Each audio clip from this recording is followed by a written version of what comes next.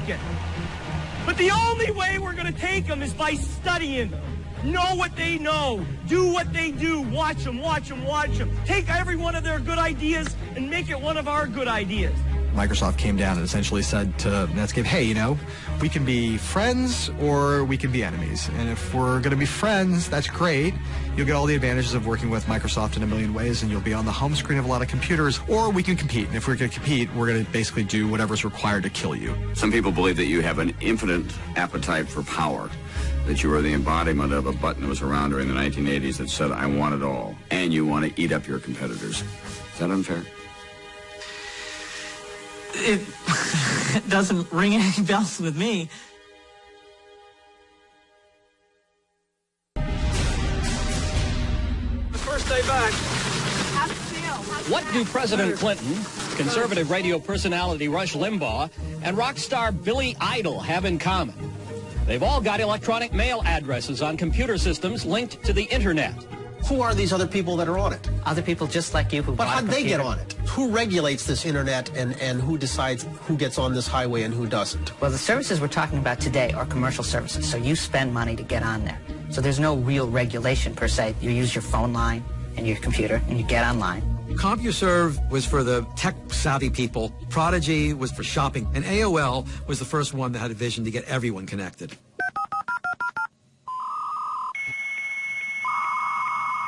When I heard that sound, I cried a little bit because I knew there was a big adventure waiting for me. Welcome. You've got mail. CompuServe charged by the minute, so it was like a taxi cab. AOL's invention was to forget that and charge $19.95 a month, all you can eat. And that changed everything because now you could afford to be on the internet all you wanted. You didn't have to be a researcher. You could dial onto AOL. AOL was specifically designed to be point and click. Steve Case is the president of America Online. I interviewed him via computer. Then George asked, what are the most popular America Online features now? He responds, the real focus for us is on promoting interactivity. What's the very best thing about it?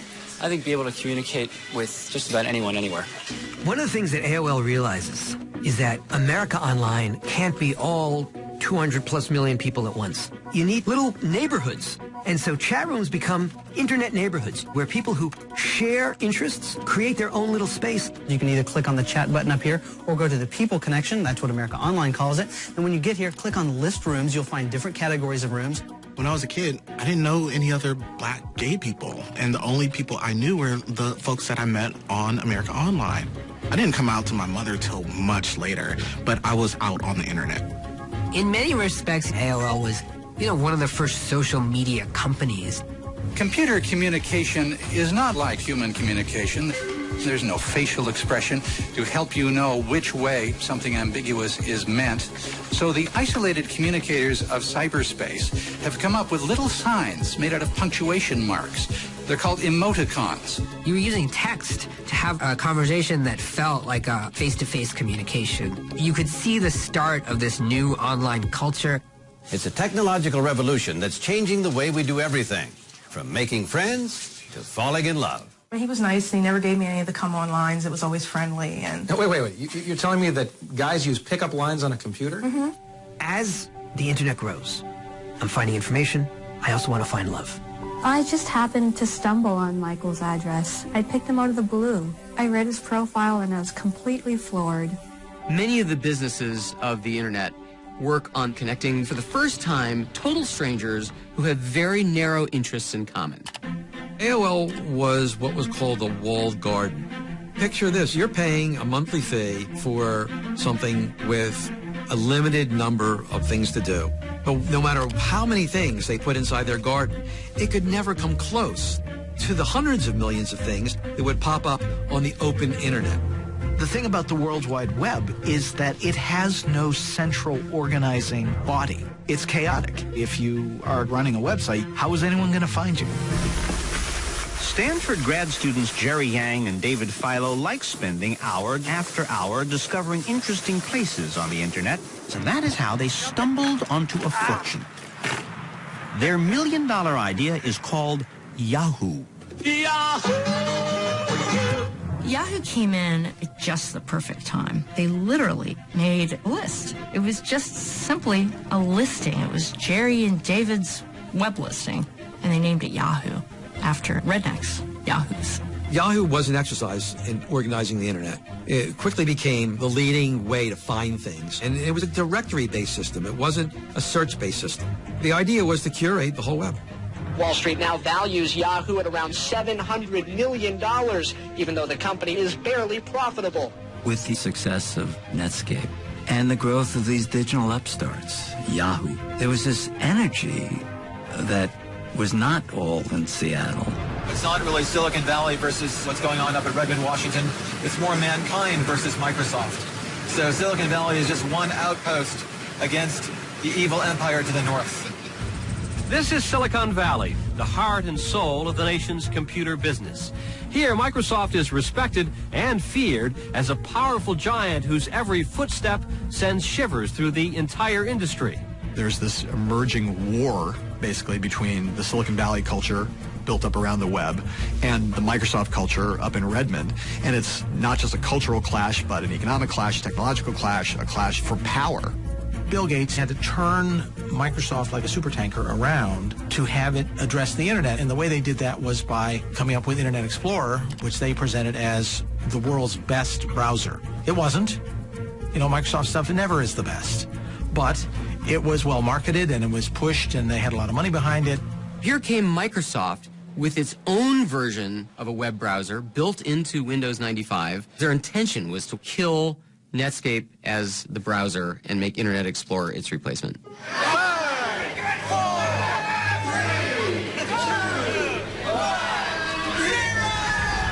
A consumer feeding frenzy. Many computer stores, like this one in Miami, opened at the stroke of midnight so customers could be the first to get their hands on Windows 95. Check out Windows 95! It seems like an awful lot of fuss over a single product, but the product will have a huge impact, not just on Microsoft, but on the global computer industry. This is Jennifer Aniston. I'm Matthew Perry. We're here to see Mr. Bill Gates about a possible starring role in the video guide to Microsoft Windows 95. All of the employees of Microsoft have been invited to a huge party in a tent over there on the Microsoft campus. And guess what song we could hear blaring out of there? You got it, Rolling Stones, Start Me Up. Windows 95 was the most successful software launch to this day. Everybody, whether they really wanted to or not, went out and got Windows 95. Getting the Rolling Stones to allow their music to be used in the ad launch tonight is the sign of a company at the peak of its powers. The challenge for Microsoft is to stay there. With the race now on to exploit the internet, it may soon be Microsoft's turn to fear the competition.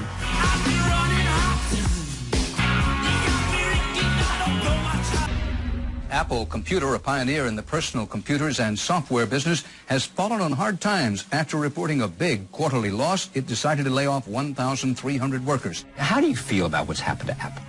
Did it have to turn out the way it did? It's hard to predict these things. I mean, come on, Steve, you've thought about this. This is not a subject that's unfamiliar to you. Yeah, it is. It's sort of ancient history to me right now. I don't really think about this stuff anymore. And Apple and Microsoft duke it out, and Netscape and Microsoft duke it out. And to me, it's a spectator sport. In the mid-1990s, Apple had a couple more CEOs, none of whom really grasped the vision of Apple. As a result, the company just did worse and worse and worse as the decade progressed. With big losses in the last quarter, with profit margins shrinking, Apple seems destined for a takeover. This is a computer that even has fan clubs. I just love the Apple, and I always have, and I can't really say why. Everyone was rooting for Apple to somehow survive, but it wasn't at all clear that Apple would be around at the end of the 1990s. The troubled Apple Computer Company may return to its core in an effort to boost sagging sales. Apple reportedly will name its co-founder, Steve Jobs, as its new chairman. Jobs would replace a chairman who was ousted earlier this month. Steve came over to Apple, sold Next to Apple for $400 million. He had no ambitions at Apple at all. But Steve Jobs was watching Apple flounder, and he just couldn't help himself. And so he remade the company the way he wanted. And there was no one to oppose him because the company was exhausted. Steve Jobs had exactly the abrasive but incisive personality that Apple needed at that point. They needed someone to come in, say, kill that project, that's stupid, consolidate that, and focus the company. I'd like to announce one of our first partnerships today, a very, very meaningful one, and that is one with Microsoft. We're very, very happy about it. We're very, very excited about it. And I happen to have a special guest with me today via satellite downlink.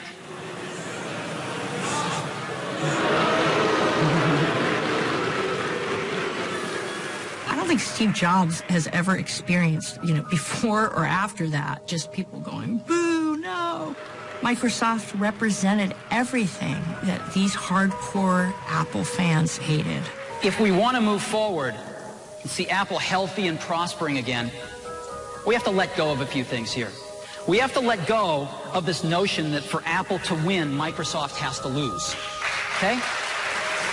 There was an alliance now between these two former arch rivals, and Microsoft was going to invest $150 million in Apple. But more important from Bill Gates' point of view was that Apple would include Microsoft's browser in all Macintoshes. That was the last piece. Now, he had domination of the browser world. Microsoft says Internet Explorer just makes it easier to get around the web. But when you hit a button to access services for travel, entertainment, news, and the like, you find sites owned by Microsoft. And that's what the government is worried about. Over the next few years, Americans may be buying billions of dollars in goods and services through the Internet. And that's a market too important, the government says, for one company to act as gatekeeper. The U.S. Justice Department asked a federal court today to fine Microsoft Corporation a record $1 million a day.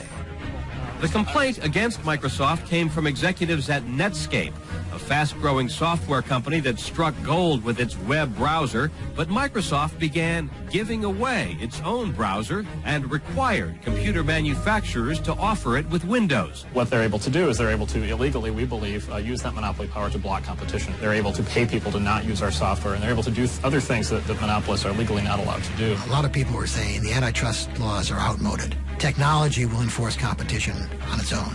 The counter-argument is that when you begin to get lots of people to use your operating system, it becomes harder and harder for somebody else to break in to that industry. Microsoft Chairman Bill Gates goes before Congress for the first time today. Gates is expected to face tough questions from the Senate Judiciary Committee. I want to, if you don't mind, can I ask the audience one question and get a little quick poll here? How many of you use Intel-based PCs in this audience? Raise your hands. All right. Of that group who use PCs, how many of you use a PC without Microsoft's operating system? Gentlemen, that's a monopoly. That's a lock. That's 100%. It is fair to say that when you compete with people, you think, hey, we're going to have a better product. We're going to win the customer. We're going to do a good job here on these things. The hearing makes clear, I think, to most people, like, oh, so that Gates guy, he's not just like kind of a good-natured geek in glasses. He's another rich, rapacious capitalist. Police and security guards in Belgium were caught flat-footed today by a cowardly sneak attack on one of the world's wealthiest men. It's been a bad week for Microsoft and its cybermeister Bill Gates. Yesterday, at the Chicago debut of his much-awaited Windows 98 system, the program dramatically crashed. You'll notice that this scanner build... Whoa. Well, it's shaping up as one of the antitrust battles of the century. Federal and state governments today sued Microsoft, saying the computer software giant is predatory and scheming to crush all competition. Microsoft used its monopoly power to develop a chokehold on the browser software needed to access the Internet. I don't think Bill Gates recognized the seriousness of the situation. This was a case that simply wasn't going to go away. Worst case, they'll ask us to create a crippled product, and that would be too bad. That would really hold us back. So we're quite confident that won't happen. The government tried to avoid this trial in every way they could, but once Bill rejected every settlement offer, the world just changed because it was like, okay, so now we're going to court. The government might not be good at some things, but it's really good at litigation. And when it decides it's going to win a lawsuit, you are going to face a formidable adversary.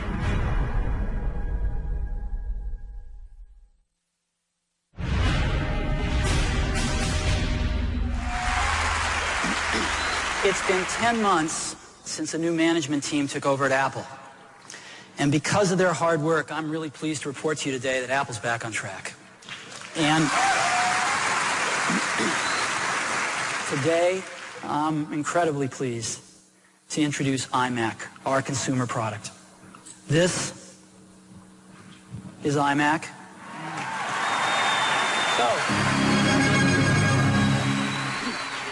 The iMac was a computer that was meant to look like something you would want people to see in your house. It ushered in this new era where design started to matter. The iMac was sexy. I had a blue one, and it had curves. It was built like a sports car. When people think of computers, they think of boring, they think of beige, they think of it as utilitarian. Apple made it fun. You can take it home, take it out of the box, and be cruising the internet within 10 minutes. And that's not something you can do on any other computer we know of. He added software to make it easier to connect to the internet. So the I in iMac was for internet. It changed how people thought of Apple and changed how people perceived what had been a dying company. Suddenly people saw that there was a spark here.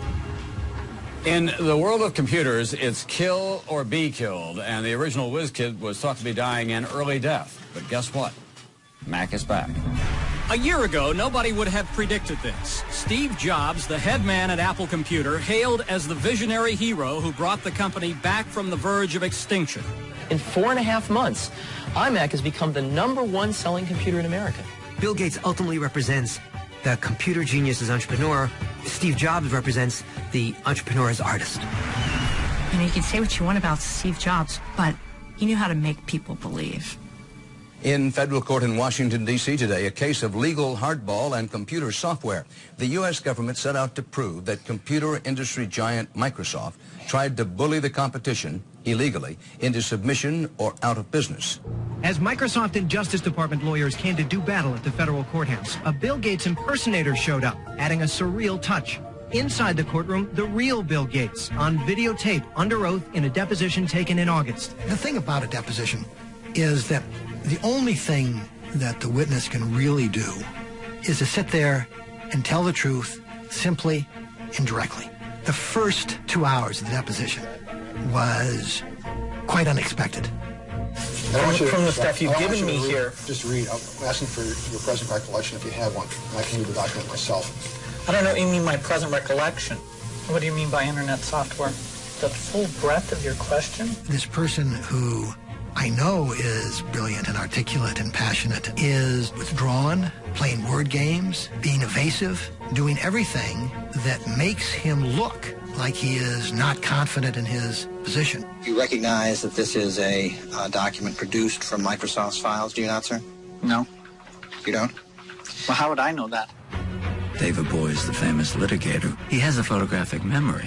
He would ask Gates in the deposition, do you ever remember saying this? No, I never would say something like that. Boies, without looking at notes, would say, would you call up document 3021, please? Did you know that Microsoft people were meeting with Netscape before they actually met? I don't recall knowing in advance. Government lawyer David Boies revealed an internal Microsoft memorandum written by Gates 3 weeks before that meeting. I think there is a very powerful deal of some kind we can do with Netscape, Gates wrote. We could even pay them money as part of the deal, buying some piece of them or something. When I covered the trial, one of the things the judge said to me is he didn't believe Bill Gates. And that deposition was very instrumental in shaping the judge's decision. I've never seen a stamp like that. I've never used a stamp like that. Haven't you seen stamps like that in every single one of the documents that you've been shown during this deposition? Can you get me all the exhibits? Just a waste. It is a waste of time. Technology is hard to understand. Their pitch to the judge was, trust us. We're doing what we're doing for the consumer. The deposition made him and the company look like they were not trustworthy. Because this deposition and the snippets of it that played out day after day on national television, it was an incredibly precipitous decline in how most people viewed Bill Gates. He was an environment that, unlike almost every other environment in which he operates, he did not control. No witness controls a deposition. No matter how rich, no matter how powerful, every witness has to sit there and answer questions. In words surprisingly blunt, Judge Thomas Penfield Jackson declared Microsoft a monopoly. Lawyers from the Justice Department in the 19 states that sued Microsoft immediately claimed victory. Microsoft is a monopolist and it engaged in massive anti-competitive practices. It drove Bill Gates crazy that the government was portraying him as some kind of evil force. Was he ruthless as a businessman? Yes. Did he see himself as a ruthless businessman? No. He saw himself as someone who was advancing the common good. And the government didn't see it that way.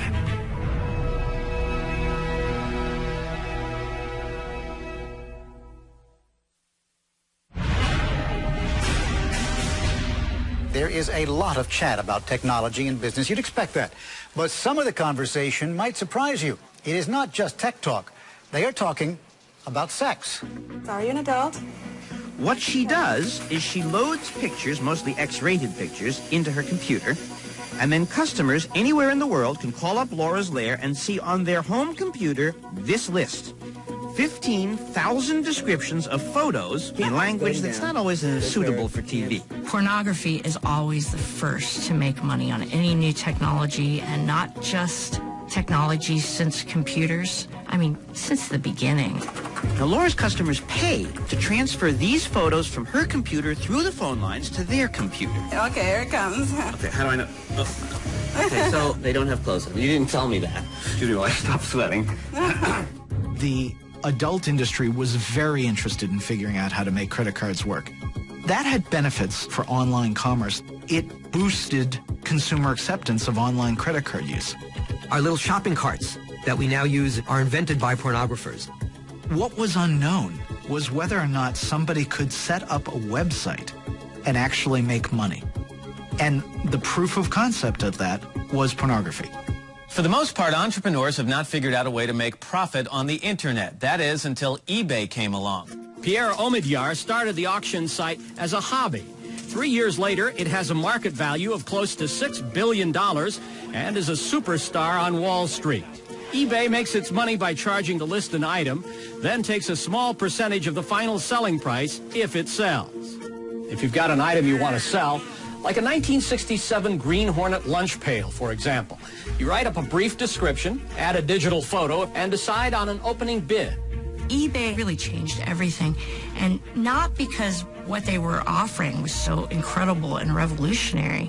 Essentially what they were doing was they were automating the middleman. It's 600 million hits a month. That's right. Okay, that's a right. lot of people. That's right. How do you stop the unscrupulous? Problems like that are really very, very rare on eBay. It's all based on trust. One thing eBay pioneered is this idea that we rate each other so that future transaction participants can see whether you're a good person to deal with or not. It's in your financial interest to be looked up to and respected as a trustworthy transactional partner. On NBC News in Depth tonight, we're going to talk about the superstars of the stock market, those red-hot internet stocks. Companies that in some cases didn't even exist a few years ago are now trading in the stratosphere. The whole dot-com bubble of the late 90s was based on this idea that what counted was not profit, what counted was eyeballs. If you could get enough people using your stuff, you would figure out a way organically from that to make a profit. The daily volume, 3.7 million shares. We are almost a $2 billion company. People love these stocks. Anything that has .com or net in its name, it goes like hotcakes. It's billed as the Earth's biggest bookstore. Not just the country's, but the Earth's. But you can't shop there unless you have a computer. It's a virtual bookstore. Books, books, and more books. That's what they do at Amazon.com. If you were to print the Amazon.com catalog, it would be the size of 7 New York City phone books. In the early 90s, Jeff Bezos looked at what the internet could be, and he decided that the internet could be anything. Bezos started Amazon.com at this modest ranch home in Seattle in 1994. Less than 5 years later, his idea of selling books on the internet has grown into a multi-billion-dollar business. The largest physical bookstores only carry about 175,000 titles. Amazon.com has 2.5 million titles in its online catalog. There's no way to have a 2.5 million title physical bookstore. Bezos understood that it would take decades to create this infrastructure of shipping and warehouses. He had this vision of completely upending the retail business. A couple of things we have to get to, which is often said about your company. You were losing money. I can tell you that I think it's good that we're losing money right now. It's important to Amazon.com someday in the future, in the long term. We'd just like to know what day that is. To be You can't be the everything store unless you are absolutely gigantic. Bezos' philosophy was get big fast. Earning money, making a profit, that'll come later.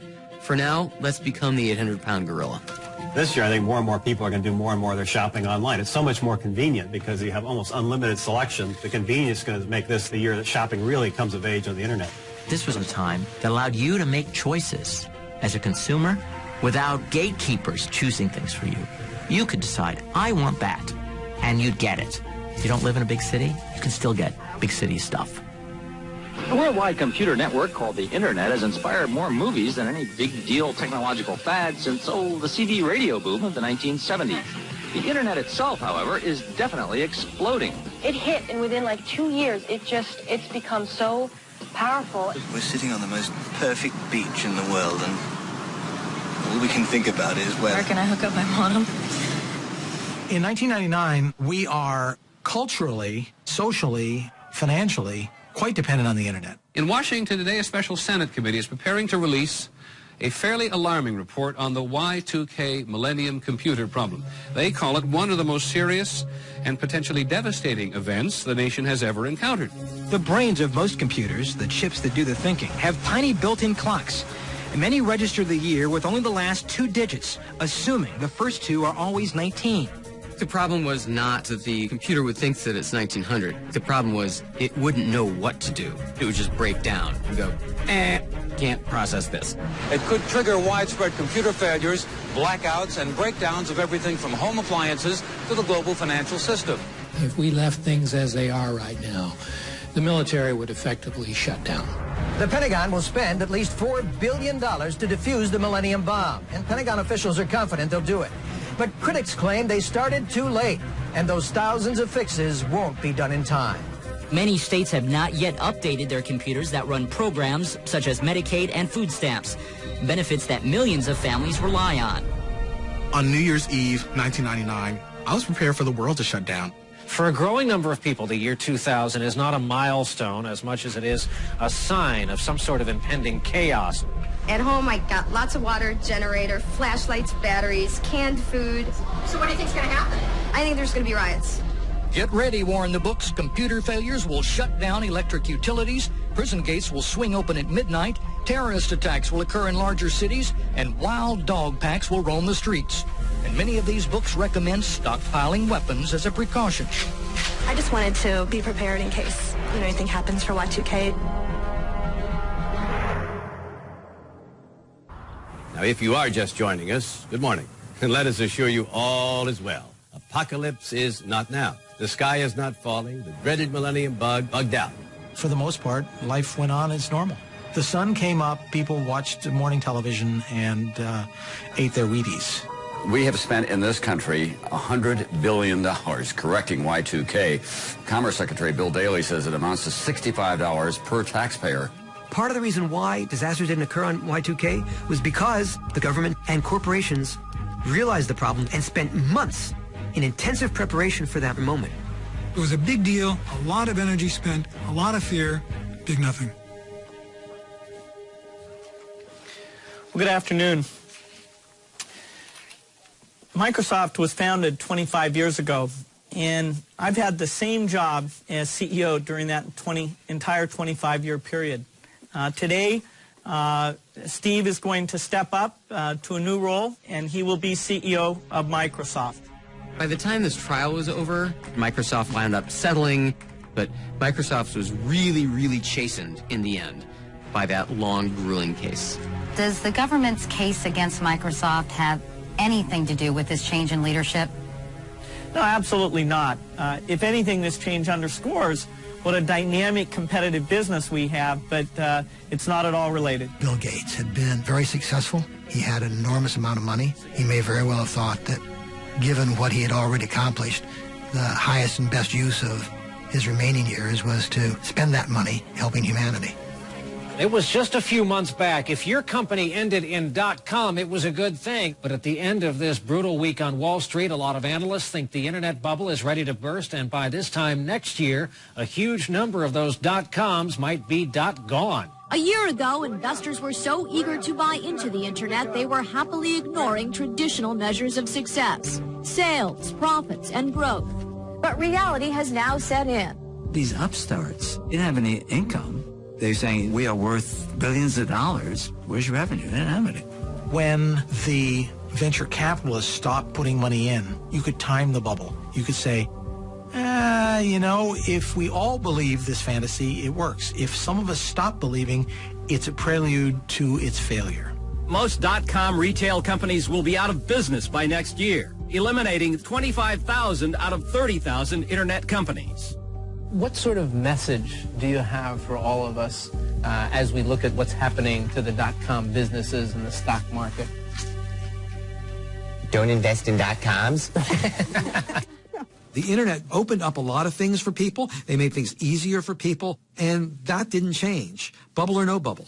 With more than 1 billion web pages out there, millions of websites out there on the internet, it's no wonder the most common activity on the web is still searching, trying to find the information you're looking for.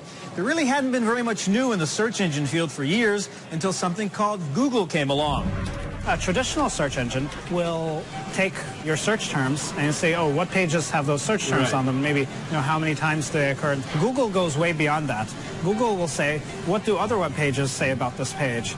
Google captured the entire web, and they made a map of what linked to what, and found things with an accuracy that no one imagined would be possible. It turned out that Google, rather than Netscape, was the one that eclipsed Microsoft. And by the end of the decade, Netscape is basically gone. But Microsoft was, in fact, completely overtaken by exactly the thing that Bill was concerned about being overtaken by. Netscape and Google are part of the same thing, which was the ascendance of the web.